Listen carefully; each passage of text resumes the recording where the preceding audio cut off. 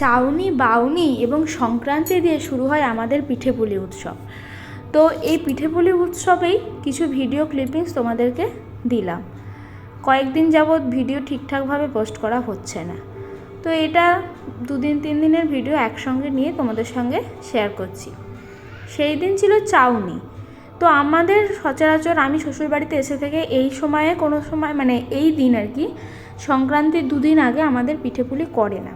কিন্তু এবারে যেহেতু রাজেশ এই দিন এসেছে এবং চলে যাবে, আবার আসবে 1 সপ্তাহ পরে, তারপর আবার সরস্বতী পুজো চলে আসছে, তো এর জন্য আর কিছু হবে না বলে মা আজকেই মানে মনস্থির করেছে যে কিছু পিঠে করবে। তো সেই রকমই যাই হোক, আমি সকালে নিজের কাজকর্ম সেরে মানে যা বাসি আসি কাজ থাকে আর কি, এই সমস্ত কিছু সেরে স্নান করে চলে গেছিলাম ছাদে। জামাকাপড়গুলো মেলতে চলে গেছি। এইসব জামাকাপড়গুলো সব কালকেকার ছিল, কেচে নিয়েছিলাম সকালবেলা উঠেই। ঠান্ডাও ছিল, কিন্তু এখন আগের তুলনায় ঠান্ডাটা অনেক কমে গেছে। তো এবার ছাদে এগুলো মেলে চলে যাব নিচেই পড়াতে।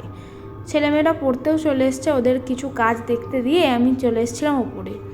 সমস্ত কাজ আমার হয়ে গেছে, পুজোটাও সারা হয়ে গেছে, চাটা খাওয়া হয়ে গেছে, ওরা পড়ছে, তো ওদের কাছে এসেছি।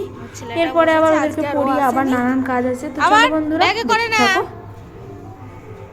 অনেকক্ষণ আগে তো পড়ানো হয়ে গেছে, তার মাঝে খাওয়া দাওয়া হয়ে গেছে, অনেক কিছু কাজও হয়েছে, রান্না বান্না চেপে গেছে।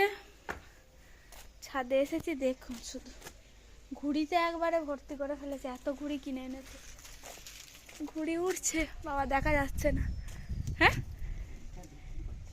দেখতেই পাচ্ছে না ঘুড়ি। যাই হোক, এখন আবার 2টো কাঁচা হয়েছে, এগুলো একটু শুকুর দেওয়া হবে।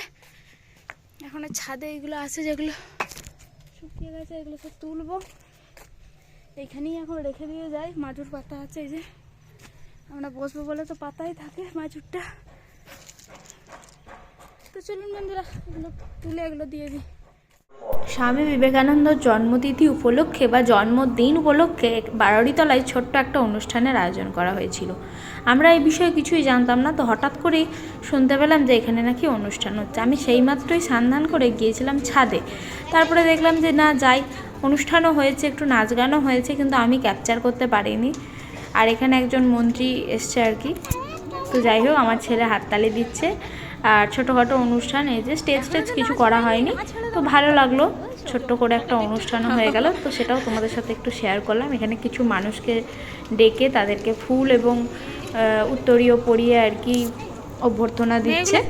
তো যাই হোক বন্ধুরা, তোমরা এটাই তোমাদের সাথে আর কি শেয়ার করলাম, এর থেকে বেশি কিছু শেয়ার করতে পারলাম না।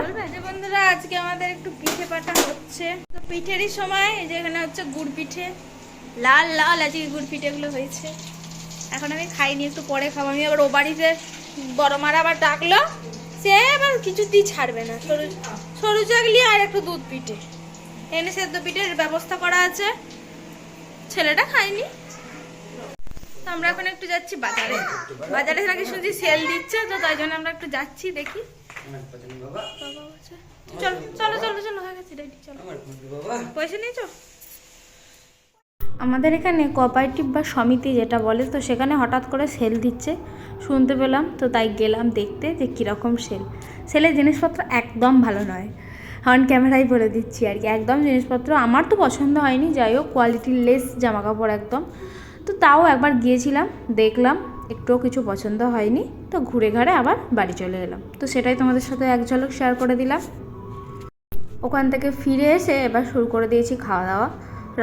রাতও হয়ে গিয়েছিল, তাই খেয়েও নিচ্ছি। সারাদিন প্রচুর পরিশ্রম হয়ে গেছে। দুধ পিঠে করেছে মা, মানে আমার মা করেছিল, দিয়েছিল। মা করেছে গুড় পিঠে, তারপরে আমার মা দিয়েছে সরু চাকলি, এখানে নলেন গুড়, আর তার সঙ্গে